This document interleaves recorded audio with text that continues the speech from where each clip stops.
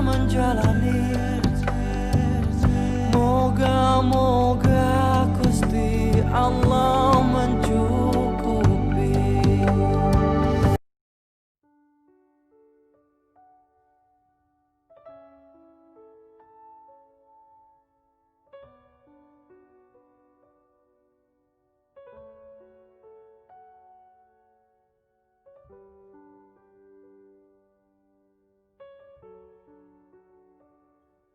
Assalamualaikum warahmatullahi wabarakatuh. Alhamdulillah alladzi arsala rasulahu bil huda wa dinil haq liyudhhirahu 'ala dini kullihi wa kafa billahi syahida. Asyhadu an la ilaha illallah wahdahu la syarikalah wa asyhadu anna Muhammadan abduhu wa rasuluhu la nabiyya ba'dah. Allahumma shalli wa sallim ala sayyidina Muhammadin sayyidil mustafa wa ala alihi wa sahbihi wa man tabi'ahu ila yaumil qiyamah. Amma ba'du fa ya ibadallah, usikum wa nafsi bitaqwallah, wa qad faza man ittaqa wa qad khaba man asa. Qala Allah subhanahu wa ta'ala fil Qur'anil Karim wa huwa asdaqul qailin. A'udzu billahi samiil alim minasyaitonir rajim. Bismillahirrahmanirrahim. Innani anallaha la ilaha illa ana fa'budni wa aqimis salata li dzikri. Qala Rasulullah sallallahu alaihi wasallam, "Shallu kama ra'aitumuni usalli." Sadaqallahul azim wa sadaqa rasuluhun nabiyul habibul karim wa nahnu ala dzalika minasyahidin wa syakirin walhamdulillahirabbil alamin. Pertama, marilah kita panjatkan puji dan syukur kehadirat Allah Subhanahu wa taala yang telah membentangkan langit tanpa tiang dan telah menghamparkan bumi tanpa pondasi, dan yang telah memberikan rahmat dan nikmatnya kepada kita sekalian sehingga kita dapat berjumpa lagi dalam kajian Islam ini meskipun melalui channel YouTube. Semoga Allah memanjangkan umur kita, mengafiatkan jasad kita, memberikan taufik dan hidayahnya kepada kita sehingga kita dapat mempelajari ilmu-ilmu yang Allah anugerahkan kepada kita yang ada di dalam Al-Quran maupun yang ada di dalam hadis Rasulullah SAW. Jamaah pengajian Al-Irbi'ah dan Al-Hunafa yang saya hormati, di kesempatan yang lalu kita telah bahas ciri-ciri orang yang soleh adalah ada 11. Yang pertama, imannya mantap, tidak terkontaminasi dengan keraguan sedikit pun. Itu tercantum di dalam Quran surat 49 ayat 15. Yang kedua, tauhidnya murni, tidak terkontaminasi dengan syirik, dengan khurafat dan tahayul. Jadi tauhidnya murni. Kemudian yang ketiga, mendirikan sholat di awal waktu dan berjamaah. Yang keempat, menjaga sholat-sholat rawatib. Yang kelima, istiqomah di dalam sholat tahajud dan witir. Yang keenam, mengerjakan puasa Senin dan Kamis. Yang ketujuh, tiada hari tanpa baca Quran. Paling tidak siang 1 juz dan malam 1 juz. Kemudian yang ke-8, gemar bersedekah baik dalam keadaan lapang maupun dalam keadaan sempit. Kemudian yang ke-9, tawaduk atau rendah hati. Yang ke-10, tidak sombong.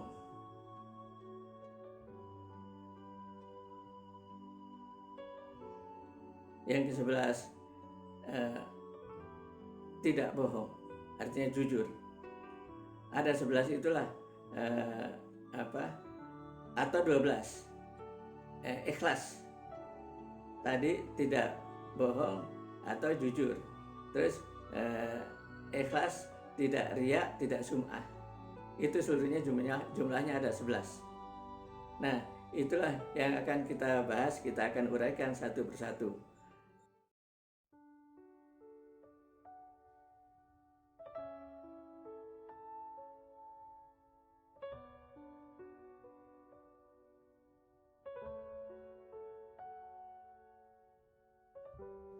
Hadirin jamaah pengajian Al-Irbi'ah dan Al-Hunafa yang saya hormati. Yang pertama tadi yang kita sampaikan adalah tentang ibadah, tentang akidah. Akidah kan isinya dua tuh, yang kita sampaikan di dalam syarat-syarat atau ciri-ciri orang yang saleh ini. Yang pertama, akidahnya atau imannya mantap, tidak terkontaminasi dengan keraguan-raguan. Jadi kita yakin betul bahwa Allah lah yang menciptakan kita. Allah lah yang merawat dan menjaga kita. Jadi kita yakin betul itu, bahwa Allah kita hadir ke bumi ini itu adalah Allah yang menciptakan kita dengan perantaraan ibu bapak kita. Jadi ibu bapak kita itu cuma perantara, yang menciptakan adalah Allah Subhanahu wa Ta'ala. Jadi itu banyak dalilnya di Quran bahwa kita ini diciptakan oleh Allah Subhanahu wa Ta'ala. Untuk itu maka kalau tadi Allah yang menciptakan kita itu adalah tauhid rububiyah. Jadi kita yakini bahwa Allah lah satu-satunya yang menciptakan kita. Nah, kemudian karena kita diciptakan Allah, kita berkewajiban untuk beribadah hanya kepada Allah saja gitu, tidak kepada yang lain gitu ya. Nah, karena itu kita wajib beribadah kepada Allah saja. Nah, bagaimana caranya beribadah kepada Allah Subhanahu wa Ta'ala? Itu ada dua cara. Ada ibadah maqtuh, ibadah murni yang hanya kepada Allah saja, yang kaitannya antara diri kita dengan Allah Subhanahu wa Ta'ala, antara kita sebagai hamba dengan Allah sebagai Khalik. Kita sebagai makhluk wajib beribadah kepada Khalik. Nah, itu ibadah murni, kaitannya hanya kita pribadi dengan Allah Subhanahu wa Ta'ala. Contohnya sholat. Kalau kita tidak sholat, orang lain tidak dosa gitu. Yang dosa hanya kita gitu. Jadi kita wajib beribadah kepada Allah Subhanahu wa Ta'ala. Makanya itu tadi ya, di ayat yang saya baca di Quran surat 20 surat Thaha ayat 14 tadi.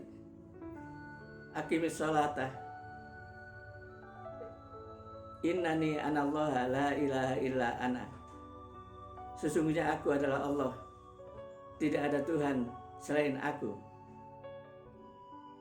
Fa'budni, maka beribadalah hanya kepadaku, sembahlah hanya kepadaku. Jadi kita wajib beribadah hanya kepada Allah Subhanahu wa Ta'ala. Aqimis sholata, dirikanlah sholat, lidzikri, untuk mengingatku. Itu merupakan tujuan sholat yang akan kita bahas berikut ini. Jadi tujuan sholat itu bukan untuk yang lain. Kita mendirikan sholat ini lillah, hanya karena Allah Subhanahu wa Ta'ala. Itu jadi jangan sampai kita mendirikan sholat tapi kita tidak enak dengan mertua gitu ya, karena kita tinggal serumah dengan mertua. Atau kita mendirikan sholat karena gak enak sedang ada tamu. Kalau kita gak sholat nanti dikiranya kita Islam kita hanya KTP. Jadi jangan mendirikan sholat karena yang lain gitu ya. Kita mendirikan sholat karena hanya kepada Allah Subhanahu wa Ta'ala. Karena Allah lah yang sebagai wali atau sebagai pelindung kita. Jadi Allah itu melindungi kita, baik kita dalam keadaan terjaga maupun dalam keadaan kita tidur ya. Kita tidur itu Allah tetap melindungi kita, Allah tetap menjaga kita. Dari mana kita tahu? Kita tidur itu, orang tidur itu dalam keadaan lemah gitu ya. Dia tidak sadar gitu Kalau misalnya ada binatang kecil masuk ke telinga kita atau ke lubang hidung kita tidak tahu. Nah, itu Allah berikan penjagaan dengan cara apa? Allah berikan bulu hidung supaya binatang yang masuk nggak bisa masuk, terjaga oleh bulu hidung gitu ya. Atau binatang yang masuk ke telinga kita karena Allah kasih kotoran di dalam telinga kita yang rasanya pahit, maka binatang kecil-kecil yang masuk ke dalam telinga kita dia akan mati gitu. Nah, itu cara Allah menjaga kita. Nah, salah satunya juga Allah cara menjaga kita itu karena Allah memberikan kelopak mata yang setiap saat bisa berkedip. Itu cara Allah menjaga kita sehingga bola mata kita selalu basah gitu ya, selalu kena air mata. Nah, karena itu dia tidak akan rusak. Kalau mata kita itu nggak bisa kedip, itu akan rusak bola mata kita dalam waktu yang nggak terlalu lama. Makanya Allah berikan kelopak mata, kemudian dia bisa berkedip. Nah, itu menjaga bola mata kita jangan sampai rusak. Itulah cara Allah menjaga kita.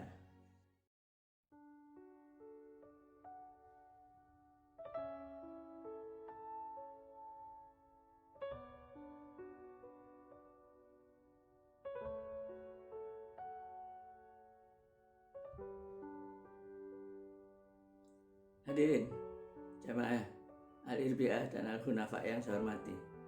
Jadi Allah itu setiap saat melindungi dan menjaga kita. Jadi itu harus kita sadari. Coba kalau mata kita tidak bisa berkedip, bisa repot itu. Ada salah satu teman saya dulu kerja di perusahaan komputer di Roxy sana, di Glodok. Itu ada seorang teman saya, itu dia di samping kerja sebagai teknisi komputer, dia juga untuk menjaga kebugaran fisiknya, dia ikut nge-gyms, ikut body language supaya badannya bagus gitu. Nah, mungkin ada kesalahan dalam olahraga dia. Saya nggak tahu apa dia salah angkat halter atau salah melaksanakan instruktur dari yang beri training ke dia. Yang jelas setelah dia itu olahraga itu mungkin ngangkat berat itu yang harus bertahap. Jadi rupanya dia salah angkat atau bagaimana sehingga matanya tidak bisa berkedip. Jadi kalau dia tidur pun tidurnya matanya melek aja gitu. Nah, dia kemana-mana naik motor, nah itu nggak bisa kedip gitu. Itu masalah betul. Dia pakai kacamata kayak kacamata renang gitu. Jadi ketutup seluruhnya karena matanya nggak bisa berkedip. Itu makanya kita harus sadari yang Allah anugerahkan kepada kita berupa mata, berupa telinga, berupa mulut, berupa hidung, dan anggota tubuh lainnya. Itu harus kita jaga betul supaya jangan sampai dia rusak gitu ya. Jangan sampai dia tidak berfungsi lagi. Karena itu bukti kasih sayang Allah. Sampai sekarang semua organ-organ tubuh kita masih dapat berfungsi dengan sebaik-baiknya. Itulah bukti penjagaan Allah menjaga kita. Itu tidak bisa kita pungkiri. Itu ada keterlibatan Allah Subhanahu wa taala. Dalam kita melangkah, dalam kita duduk, dalam kita berdiri. Itu coba kalau Allah kasih sanksi ke kita sehingga kita salah satu anggota tubuh kita, tangan, kaki atau yang lainnya tidak bisa ditekuk misalnya gitu. Itu masalah buat kita. Jadi untuk itu makanya kita harus banyak bersyukur kepada Allah Subhanahu wa taala. Itu baru urusan jasad saja. Kalau tangan kita nih nggak bisa ditekuk misalnya gitu. Nah, itu masalahnya bukan main. Kita bagaimana kita mandi, bagaimana kita ya buang air. Bagaimana kita mengerjakan sesuatu kalau tangan kita tidak bisa ditekuk? Nah itu betul-betul harus kita jaga, karena ini anggota tubuh kita ini anugerah dari Allah Subhanahu wa taala yang nanti akan dimintain pertanggungjawaban oleh Allah Subhanahu wa taala.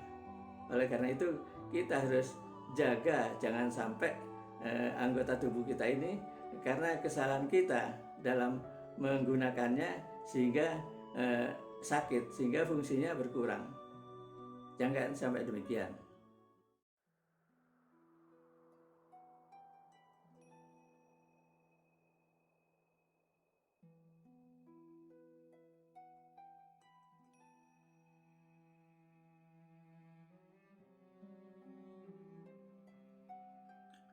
Hadirin jamaah Al-Irbi'a dan Al-Hunafa yang saya hormati, untuk menjaga keimanan kita agar terus meningkat dan ketauhidan kita agar terus meningkat, maka kita yang pertama diwajibkan oleh Allah Subhanahu wa taala untuk mendirikan sholat, untuk mengingat Allah.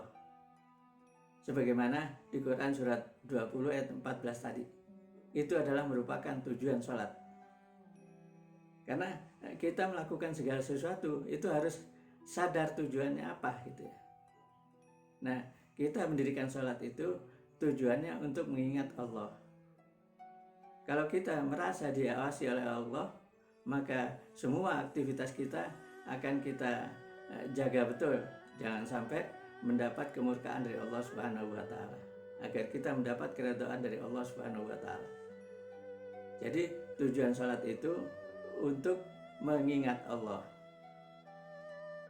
Padahal sering kita dalam mengerjakan salat justru kita tidak ingat Allah. Kita ingat yang lain. Tadinya kita naruh kunci, tidak ingat kita taruh di mana. Tapi begitu kita mendirikan sholat, kita sholat, maka kita ingat kunci tadi ditaruh di bawah meja misalnya. Nah itu setan itu yang memberikan kita ketika kita sholat ingat yang lain. Jadi mestinya kita mendirikan sholat harus ingat Allah, agar sholat kita khusyuk, hanya ingat kepada Allah. Bahkan kadang-kadang kita sedang sholat kita lupa ini sudah rakaat keberapa, itu lupa. Betul, memang manusia itu tempat salah dan lupa.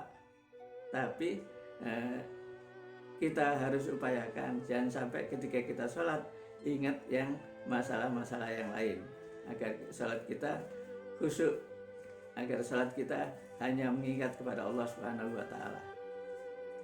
Oleh karena itu dianjurkan sebelum sholat kita harus baca ta'awuz, minta baca isti'adzah, a'udzubillahi minasyaitonirrajim, supaya pada ketika kita saat sholat, ketika kita sedang sholat, kita dilindungi oleh Allah Subhanahu wa taala dari godaan setan, sehingga sholat kita tidak ingat kepada yang lain, tapi hanya ingat bahwa sholat ini adalah bekal pertama dan utama kita. Karena kata Nabi, awalu ma yuhasabu bil abdu as-shalah. Yang pertama kali dihisab atau dihitung oleh Allah Subhanahu wa taala dari seorang hamba adalah sholatnya. Jadi begitu penting kedudukan sholat ini, sehingga yang pertama kali untuk menjaga keimanan kita agar tetap stabil atau agar iman kita tetap meningkat, maka kita diwajibkan atau diwajibkan atau diharuskan sholat pada waktunya, atau sholat di awal waktu. Jadi begitu masuk waktu azan, nunggu jamaah sebentar, kemudian kita laksanakan sholat. Itu sholat wajib. Nah, ini saja yang bisa saya sampaikan pada kesempatan ini. Semoga Allah Subhanahu wa taala memanjangkan umur kita, mengafiatkan jasad kita, sehingga kita bisa membahas kelanjutan dari ciri-ciri orang soleh ini. Karena ini sangat penting kalau kita di dunia ini bisa menjaga yang 11 yang saya ceritakan tadi, maka insya Allah kita wafat bisa dalam keadaan husnul khotimah. Dan Allah untuk selanjutnya, untuk menjalani alam-alam berikutnya, insya Allah akan dimudahkan oleh Allah Subhanahu wa Ta'ala. Karena kita hidup ini bukan di dunia saja. Ada kematian, ada alam barzah, ada ba'ats, ada mahsyar, ada kita terima catatan amal, ada amal kita ditimbang, ada mizan, ada neraka dan ada surga. Jadi masih panjang perjalanan seorang manusia ini. Untuk itu marilah kita mohon kepada Allah agar kita selalu diberikan taufik dan hidayahnya untuk kita menjalani hidup ini jadi pada rel yang Allah telah gariskan, yaitu agama Islam ini. Inna dina indallahil Islam. Kita agar bisa istiqomah di dalam keislaman kita ini. Semua yang diperintahkan Allah bisa kita laksanakan, dan semua yang dilarang oleh Allah bisa kita tinggalkan. Nah, itu kita mohon kepada Allah agar diberikan taufik dan hidayahnya sepanjang hidup kita. Sampai di sini dulu. Insya Allah kita akan lanjutkan ke kesempatan berikutnya. Semoga Allah membimbing kita dengan taufik dan hidayahnya. Billahi taufiq wal hidayah wa biridha'i wal inayah. Wassalamualaikum warahmatullahi wabarakatuh.